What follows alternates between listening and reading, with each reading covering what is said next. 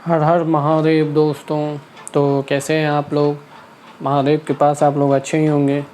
तो चलिए दोस्तों, आज बात करते हैं जो करंटली जो NSDL का जो IPO अभी चल रहा है, उसी से रिलेटेड टॉपिक के बारे में बात करेंगे। IPO में अप्लाई करना चाहिए या नहीं करना चाहिए, क्या सारे डिटेल्स जो भी है IPO का, इन सारे टॉपिक को आज कवर करेंगे दोस्तों। लेकिन उससे पहले दोस्तों, अगर आप पहली बार मेरे चैनल पे आए हैं तो प्लीज़ चैनल को सब्सक्राइब करें और साथ ही जो बेल नोटिफिकेशन है उसको ऑन कर दें, ताकि जब भी कोई नया वीडियो आए तो सबसे पहले आप तक पहुंचे। तो चलिए दोस्तों, वीडियो स्टार्ट करते हैं। सबसे पहले बात करते हैं जो NSDL जो कंपनी है उसका जो है, अगर बात किया जाए तो जो 1996 में जो है कंपनी इस्टेब्लिश हुई थी। और सबसे पहले अगर देखा जाए डिपॉजिटरी के सेगमेंट में, तो सबसे पहले NSDL ही मार्केट में आई थी। और पहले इन्हीं का काम था कि जितने भी शेयर है उसका जो है जो रख रखाव होता है वही जो है पहले NSDL ही करती थी। बाद में जो है कुछ दिनों के बाद जो है CDSL आया, और CDSL जो है उसके बाद जो है NSDL जो है अभी अगर करंटली देखा जाए तो NSDL जो है बड़े बड़े जो भी म्यूचुअल फंड है या जो भी FIDI है, जो बिग HNI वगैरह हैं जिनका कि ह्यूज इन्वेस्टमेंट होता है, उन सारे का देख रख रखाव जो है NSDL ही करती है। और अगर छोटे रिटेल इन्वेस्टर का बात किया जाए तो उसका रख रखाव जो है CDSL के थ्रू होता है। तो अगर इस डिटेल का बात किया जाए तो देख सकते हैं जो डेट है वो अप्लाई करने का, वो 30 जुलाई से लेके 1 अगस्त तक है। और अगर प्राइस बैंड का बात किया जाए तो 7 से 60 रुपये से लेके 800 का जो है अपर प्राइस बैंड रखा गया है। तो अगर आप कभी भी IPO में अप्लाई करते हैं, और ख़ास करके जो काफ़ी हैवी डिमांडिंग IPO होता है, जैसे कि अभी करंटली NSDL भी चल रहा है, तो उसमें जो है आप हमेशा ट्राई करें कि जो अपर बैंड है उसी पे जो है आप अप्लाई करें। और अगर बिड लॉट का बात किया जाए तो लगभग 18 शेयर का जो है बिड लॉट है, और लगभग 15,000 के आसपास का जो है एक लॉट पे जो है आपको अमाउंट लगाना पड़ेगा। और अगर इशू साइज़ का बात किया जाए तो 4,000 करोड़ का इशू साइज़ है, और 20 करोड़ शेयर का जो है इशू साइज़ है। और अगर PE का बात किया जाए तो 46 के PE पे जो है करेंटली IPO लेके आ रही है कंपनी। तो अगर देखा जाए तो इंडस्ट्री का जो PE है वो भी लगभग में 45-46 के आसपास है।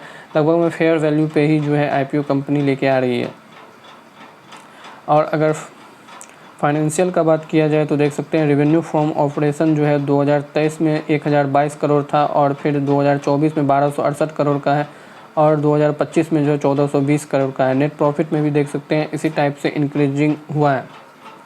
अगर बात किया जाए जिस टाइम में कंपनी जो है इस्टेब्लिश हुआ था, उस टाइम में जो है डिपॉजिटरी का लगभग 80% मार्केट शेयर जो है NSDL के पास ही था। बाद में जो है अभी अगर देखा जाए तो करंटली जो है लगभग में 20% का जो है शेयर जो है अभी करंटली NSDL के पास बचा हुआ है। फिर भी अगर आप रेवेन्यू और नेट प्रॉफिट में ग्रोथ देख सकते हैं, तो ग्रोथ का रीज़न यही है कि जो भी इन्वेस्टिंग का जो सेक्टर है, आप बोल सकते हैं, चाहे वो म्यूचुअल फंड हो या डायरेक्ट इक्विटी का सेगमेंट हो, उसमें ग्रोथ ही इतना फास्ट है कि जिसके कारण से जो है दोनों कंपनियों को फ़ायदा हो रहा है। इतना मार्केट शेयर लूज करने के बाद भी NSDL का जो है रेवेन्यू लगातार देख रहे हैं बढ़ रहा है। और अगर बात किया जाए फ्रेश इशू है या ऑफर फॉर सेल है, तो करंटली जो है अभी 4,000 करोड़ का जितने भी टोटल जो है ऑफ़र फॉर सेल है, जो भी पुराने इन्वेस्टर हैं वो अपने जो है इन्वेस्टिंग को डी इन्वेस्टिंग करेंगे। और अगर कंपनी के कुछ अगर रेवेन्यू मिक्स के बारे में बात करें कि किस सेगमेंट से कितना रेवेन्यू आता है, तो देख सकते हैं कंपनी जो है मेनली जो 2 सेगमेंट में काम करती है। एक तो डिपॉजिटरी का सेगमेंट, और जो है NSDL बैंक, पेमेंट बैंक, इसमें भी कंपनी काम करती है। तो अगर बैंकिंग सर्विस से देखा जाए तो लगभग 50% जो है बैंकिंग सेगमेंट से रेवेन्यू आता है। और अगर डिपॉजिटरी सेगमेंट का बात किया जाए तो 44% जो है डिपॉजिटरी सेगमेंट से आता है, और 6% जो है डाटाबेस मैनेजमेंट में जो है कंपनी का रेवेन्यू आता है। डाटाबेस मैनेजमेंट भी करती है कंपनी, जो भी रखरखाव होता है उसके बुक कीपिंग वगैरह जो भी होता है, सारा कुछ जो है कंपनी, और उसके जो रिलेटेड डाटा होते हैं वो भी मैनेज करती है, तो उससे भी कुछ रेवेन्यू कंपनी का आता है। और अगर data depository and database management में देखा जाए तो लगभग जो ट्रांजैक्शन फ़ी है उसमें जो है कंपनी का 60% जो है रेवेन्यू ट्रांजैक्शन फ़ी से आता है, और जो 34% है वो कस्टडी फ़ी से आता है।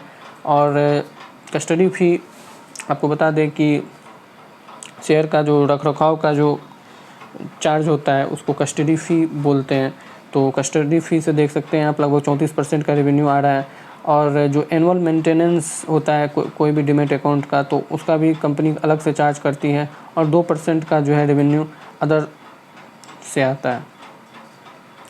नेक्स्ट, अगर NSDL का अगर कोर फंक्शन के बारे में बात किया जाए तो देख सकते हैं जो कंपनी जो है maintain and ownership record, company जो है जितना भी जो ऑनरशिप है किसी भी इक्विटी का, उनका जो है रिकॉर्ड मेंटेन करती है। उसके बाद ट्रांजैक्शन सर्विस से जो है कंपनी का जो है भी काम करती है। उसके बाद IT enable solution delivering e-governance and payment solution through subsidiary, company की 2 सब्सिडरीज भी है और उसी के थ्रू जो है कंपनी IT सॉल्यूशन भी प्रोवाइड करती है। उसके बाद यदि एडिशनल सर्विस का बात करें तो ऑफरिंग जो है e-voting, consolidate statement and blockchain solution, company जो है ई-वोटिंग के लिए भी जो है ब्लॉकचेन वगैरह प्रोवाइड करती है। और कंपनी जो है काफ़ी जो है इनका डाइवर्सिफाइड जो है इनकम आता है। और अगर NSDL का जो स्ट्रेटजिक ग्रोथ देखा जाए तो KYC एजेंसी के थ्रू उनका काफ़ी ज़्यादा जो है आगे आने वाले समय में जो है काफ़ी ज़्यादा ग्रोथ है। और अगर बात किया जाए टेक्नोलॉजी का तो देख सकते हैं जो पेमेंट एग्रीगेटर होता है वो भी कंपनी काम करती है। और इन सारे सेक्टर का जो फ्यूचर भी काफ़ी ज़्यादा जो ब्राइट है। और देख सकते हैं आप 31 मार्च 2025 they have supported more than 7800 SEBI register intermediates in India and लगभग में जो है 1 से 2 करोड़ के आसपास का जो है इनके तरफ से KYC रिकॉर्ड किया गया है। और अगर NSDL पेमेंट बैंक का बात किया जाए तो इसमें देख सकते हैं उसमें भी जो है लगभग में कंपनी NSDL पेमेंट बैंक में भी अच्छा खासा काम कर रही है। और अगर डीमैट अकाउंट का ग्रोथ का बात किया जाए तो देख सकते हैं जो 10 सालों में, अगर 10 साल तो नहीं, अगर 7 साल में बात किया जाए तो लगभग 27% के CAGR से जो है ग्रो किया है डीमैट अकाउंट का जो सेगमेंट है डिपॉजिटरी मार्केट का। और अभी जो है करेंटली 25 से 27 के बीच में जो है ऐसा एक्सेप्ट करके चल सकते हैं कि लगभग में 11 से 12% के CAGR से मार्केट और ग्रो होगा। तो जिस प्रकार से डिपॉजिटरी मार्केट ग्रो होगा ठीक उसी प्रकार से जो है इससे रिलेटेड कंपनी चाहे वो CDSL हो या NSDL हो, दोनों ग्रोथ करेगी। और अगर बात किया जाए तो काफ़ी ज़्यादा ग्रोथ का आगे और चांस है, क्योंकि जो सेबी की तरफ से जो है एक ऐसा लॉ भी निकाला गया है कि जो भी अनलिस्टेड कंपनी भी है उसको भी जो है अपने जो कंपनी का जो है डिमैटिलाइजेशन करना पड़ेगा, जिसके कारण जो सिर्फ गवर्नमेंट कंपनी को छोड़ के, तो जिसके कारण दोनों जो भी है NSDL और CDSL दोनों कंपनी को फ़ायदा मिलने वाला है। और अगर जो इसका सबसे बड़ा जो कंपटीटर CDSL है उससे अगर कंपैरिजन किया जाए तो देख सकते हैं जो CDSL का मार्केट कैप है वो 31,000 करोड़ के आसपास है। और NSDL जो अभी मार्केट वैल्यू के हिसाब से 16,000 करोड़ पे जो है IPO लेके आ रही है। तो अप्रॉक्स देख सकते हैं जो 50% का अंतर है दोनों में। और अगर रेवेन्यू का बात किया जाए तो NSDL का रेवेन्यू जो है CDSL से ज़्यादा है, क्योंकि कंपनी जो है NSDL जो भी बड़े इन्वेस्टर है जो ह्यूज इन्वेस्टमेंट इनका जो है को मैनेज करती है, जिसके कारण इनका जो फ़ी होता है वो भी जो कि दोनों का जो कमीशन या आप बोल सकते ट्रांजैक्शन फ़ी जिसके थ्रू इनका प्रॉफिट होता है या रेवेन्यू होता है, तो जिसके कारण जो है इतना से CDSL से 50% कम होने के बाद भी जो है कंपनी का रेवेन्यू उससे ज़्यादा है। और EBITDA मार्जिन का बात किया जाए तो CDSL का EBITDA मार्जिन ज़्यादा है, 57% के आसपास है, और NSDL का जो 26% के आसपास है। और प्रॉफिट आफ्टर टैक्स का बात किया जाए तो लगभग में CDSL का 48% है और NSDL का 24%। और अगर PE का बात किया जाए तो अभी करंटली जो है CDSL काफ़ी ओवर वैल्यूड है और NSDL जो है अभी इंडस्ट्री जो पी है उसी के अनुसार फेयर वैल्यू पे लेके आ रही है कंपनी। तो देख सकते हैं CDSL अभी जो है काफ़ी जो है ओवर वैल्यूड हो भी चुका था, और जब से NSDL का IPO आने का जो है अनाउंसमेंट हुआ है तब से लगातार गिरावट हो रहा है। तो NSDL जो है अगर देखा जाए तो काफ़ी अच्छा जो है बिज़नेस करती है। और अगर डीमेट अकाउंट का बात किया जाए तो देख सकते हैं लगभग में CDSL के पास लगभग में बोल सकते हैं 16 करोड़ के आसपास का जो है डीमेट अकाउंट है, और NSDL के पास जो है 4 करोड़ के आसपास। तो क्योंकि जो है CDSL जो है जो भी रिटेल इन्वेस्टर है या जितने भी ब्रोकर हो है, जैसे कि जीरोधा, ग्रो वगैरह, जितने भी जो रिटेल इन्वेस्टर हैं उनका जो है अकाउंट मैनेज करती है, जबकि NSDL जितने भी म्यूचुअल फंड है या बड़े हाउसेस हैं उनका जो है अकाउंट मेंटेन करती है। तो जिसके कारण जो है नंबर ऑफ़ जो डीमेट अकाउंट है उसमें इतना ज़्यादा अंतर नज़र आ रहा है। और देख सकते हैं नंबर ऑफ़ कंपनीज जो डिमोनेटाइज्ड है उसमें भी देख सकते हैं लगभग NSDL का 80,000 के आसपास है और CDSL का 36,000 के आसपास। और टोटल डीमेट वैल्यू का बात किया जाए तो देख सकते हैं 70 करोड़ के आसपास जो है, ट्रिलियन के आसपास जो है CDSL का जो ग्रोथ है, और NSDL का जो है 464 ट्रिलियन करोड़ के आसपास का है। तो जिसके कारण देख सकते हैं आप नंबर ऑफ़ जो डीमेट अकाउंट है ज़्यादा होने के बावजूद भी जो है NSDL में काफ़ी ज़्यादा जो है इन्वेस्टमेंट मैनेज किया जाता है। और अगर एवरेज वैल्यू ऑफ एसेट देखा जाए तो CDSL का 4 है और NSDL का 117 है। तो देख सकते हैं हर सेक्टर में जो है NSDL जो है CDSL से काफ़ी आगे है। और अगर शेयर होल्डिंग का बात किया जाए तो जो भी पुराने इन्वेस्टर हैं उन्हीं के थ्रू जो है 100% ऑफर फॉर सेल निकाला गया है, जिसमें कि अगर कुछ मेजर शेयर होल्डिंग का बात किया जाए तो IDIB बैंक हो गया, उसमें 26% का जो है शेयर होल्डिंग है प्री इशू में, और पोस्ट इशू में लगभग 11% का जो है उनके तरफ से जो है निकाला गया है। और NSE लिमिटेड का भी जो है लगभग में आप बोल सकते हैं 9% के आसपास का जो है सेल करेगी, और स्टेट बैंक ऑफ इंडिया भी लगभग 2% के आसपास जो है सेल करने वाली है। कंपनी के अगर रिवेन्यू का बात किया जाए तो देख सकते हैं लगातार जो है 1022, फिर 1268 और उसके बाद करेंटली अभी 1420 करोड़ के आसपास है। और अगर नेट इनकम का बात किया जाए तो लगभग में 235, 275 और फिर अभी करेंटली 350 करोड़ के आसपास है। और अगर ऑपरेटिंग कैश का बात किया जाए तो वो भी करेंटली जो है लगभग 558 करोड़ के आसपास है। और अगर शॉर्ट एनालिसिस किया जाए तो जो स्ट्रेंथ है कंपनी का वो जो है higher market share by demat value, strong institutional client base. तो देख सकते हैं जो काफ़ी जो भी बड़े बड़े इन्वेस्टर हैं वो NSDL के थ्रू ही अपना जो है डीमेट अकाउंट मैनेज करवाते हैं, तो जिसका जो है इनका कमीशन ज़्यादा होता है और रेवेन्यू भी काफ़ी ज़्यादा जनरेट होता है जिसके कारण। और अगर अपॉर्चुनिटी का बात किया जाए तो rising retail participation, growth in alternate investment instruction.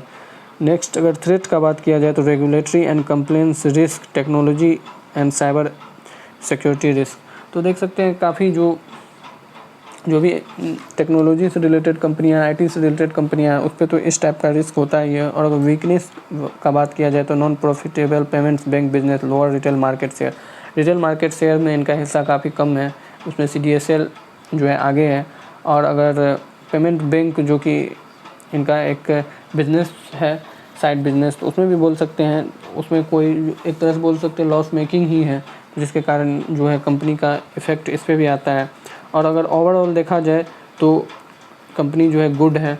और अगर बात किया जाए इशू जो है डेट का, टाइमलाइन का अगर बात किया जाए तो इशू जो है 30 जुलाई से ओपन होगा और 1 अगस्त तक जो है लास्ट डेट है। और उसके बाद अलॉटमेंट जो है 4 अगस्त को अलॉट होगा, और जिसका भी अगर शेयर अलॉट हो चुका है और जिसका नहीं हुआ है उसको रिफ़ंड जो है 5 अगस्त तक हो जाएगा, और 5 अगस्त को ही जो है क्रेडिट हो जाएगा शेयर उसके डीमेट अकाउंट में, और 6 अगस्त को जो है कंपनी लिस्टिंग होने वाली है। और अगर आज का जो डे फर्स्ट का अगर देखा जाए सब्सक्रिप्शन, तो देख सकते हैं जो QIB कैटेगरी में जो है 0.84 टाइम्स जो है सब्सक्राइब हो चुका है। HNI कैटेगरी में 2.83% जो है सब्सक्राइब हो चुका है। और HNI जो 10 लाख से कम वाले हैं उसमें जो है लगभग 4 गुना सब्सक्राइब हो चुका है, और HNI जो 10 लाख से ज़्यादा वाले हैं उसमें लगभग 2 गुना के आसपास सब्सक्राइब हो चुके हैं। और अगर रिटेल सब्सक्रिप्शन का बात किया जाए तो लगभग में 2 गुना के आसपास आप बोल सकते हैं रिटेल सब्सक्रिप्शन हो चुका है। और अगर टोटल का बात किया जाए तो देख सकते हैं कंपनी फर्स्ट दिन ही जो है ओवर सब्सक्राइब हो चुकी है, लगभग में 1.78 गुना मल्टीपल टाइम्स आप बोल सकते हैं कंपनी जो है सब्सक्राइब हो चुकी है। तो कंपनी का जो है काफ़ी ज़्यादा हैवी डिमांड है, जिसके कारण जो है कंपनी देख सकते हैं आप ओवर सब्सक्राइब हो चुकी है फर्स्ट दिन ही, और अभी 2 दिन बाकी ही हैं। तो अच्छा खासा जो है अगर GMP का बात किया जाए तो अभी 140 रुपये के आसपास GMP ट्रेड कर रहा है, और लगभग में आप बोल सकते हैं 17.5% के आसपास का जो है अभी प्रीमियम शो कर रहा है। तो प्रीमियम तो कम है, लेकिन जो जिस प्रकार से सब्सक्रिप्शन आ रहा है तो काफ़ी ज़्यादा प्रीमियम का बढ़ने का चांस है। तो और अगर बात किया जाए ब्रोकर का तो 4 ऐसे ब्रोकर है जो कि सब्सक्राइब करने का जो है, और 6 मेंबर जो है सब्सक्राइब करने का जो है इसमें सुझाव दिए हैं। तो अगर देखा जाए तो कंपनी में अच्छा खासा जो है लिस्टिंग गेन होने का भी चांस है, क्योंकि जो है फर्स्ट डे अगर 2 गुना सब्सक्राइब हो चुका है तो थर्ड डे तक जो है मैक्सिमम है कि 5 से 6-10 गुना भी सब्सक्राइब हो सकता है। तो जिसके कारण कंपनी में अच्छा खासा जो है कंपनी अच्छा खासा जो है लिस्टिंग गेन जनरेट करके दे सकती है। तो दोस्तों वीडियो यहीं तक था। अगर वीडियो पसंद आया हो तो वीडियो को लाइक करें, शेयर करें, और इसी तरह के शेयर मार्केट के लेटेस्ट न्यूज़ के लिए प्लीज़ मेरे चैनल को सब्सक्राइब करें। हर हर महादेव दोस्तों।